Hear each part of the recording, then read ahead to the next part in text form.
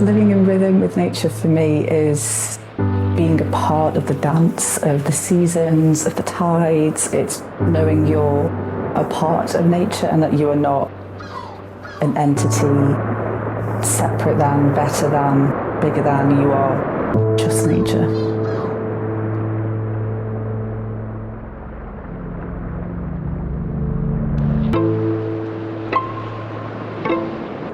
My name's Rebecca, and I'm the Mother Priestess and founder of the Temple of Cornwall.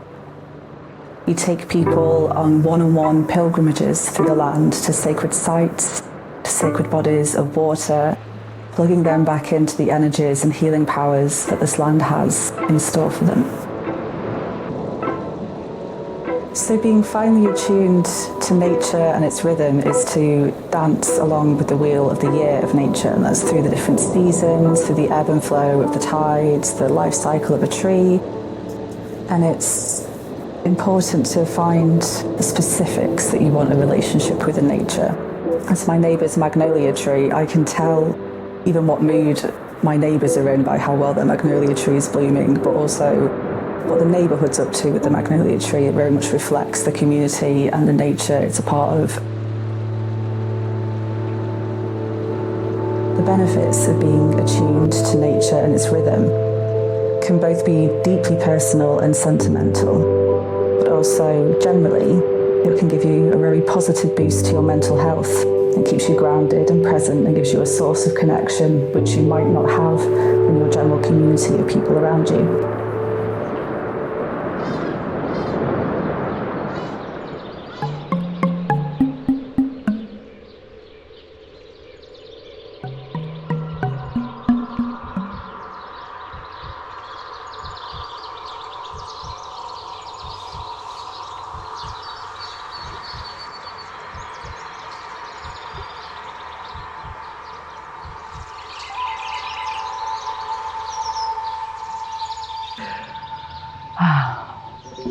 So it's good to see all of you, and just the invitation is always to be timeless, so it's great for everyone that's got their phones off. Okay, so yeah, shall we get started with our grounding? So I'm Sarah Witts, and I'm one of the founders of Nature Connects, which was set up in 2020. We were basically set up for the well-being of people and planet, so recognising that nature really needs us, we really need nature, we are nature. Our aim of everything we do at Nature Connects is to teach people practices so they can look after themselves. It can be little moments. It's about kind of building in what's realistic. So we encourage them to have practices outside of the sessions. So it could be a sit-spot practice, and it could be nature-based photography. Quite a few in our group actually are really into foraging. Nature has become, for many people, just the thing that we use. What we need is to be kind of supporting this relationship.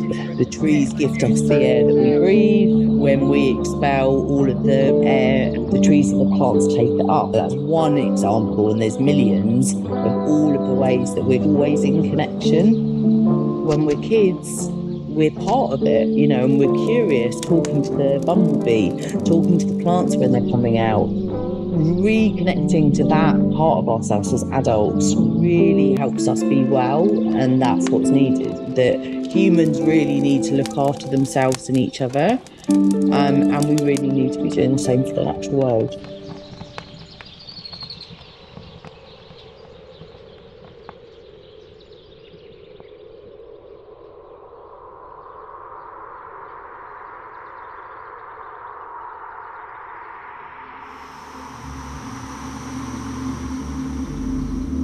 For some people, coming into a natural space can be a bit scary. What I would say is this is for everyone. People that come here that don't really know what to expect, once they're here, once we get them in the woods, they'll keep coming back.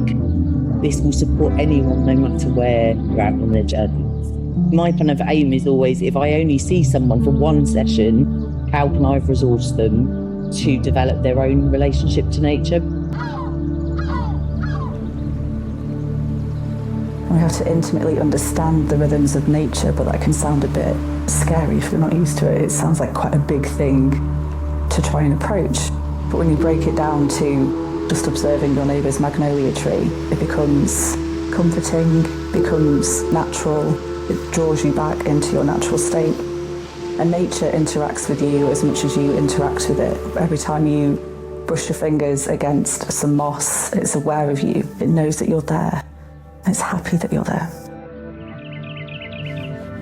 One of the kind of most evidenced practices is something called a sit spot. People are invited to go off and find somewhere in nature, so people have their sit spots in the woods. The optimum is that people go every single day for a minimum of 20 minutes, no maximum. So stay out as long as you want to. And you basically just sit in that space and you just take in what's going on around you. So when people arrive, they might just want to take a few breaths, really notice that contact with the ground, allow their senses to let them take in what's happening around them. It might be smelling some flowers or tasting the air or whatever it might be. And the idea of going back every day is that you start to notice really subtle changes and you start to build a relationship, like really build a relationship. So you start noticing when things are going to come forward. If you imagine doing that over 12 months, then when you come back round to the beginning of the second year, then actually you start knowing what's going to come. It's like seeing old friends. I recommend that you spend a whole year journaling in and about nature and make it your space to tend to. Ensure that you are the guardian of the land. Go regularly to perhaps clean it of litter, tend to it, spread flower petals to make it feel loved. This will bring you back into this grounded and present sense of state. Heaven is not some far-off place. It's here on earth and we walk amongst it.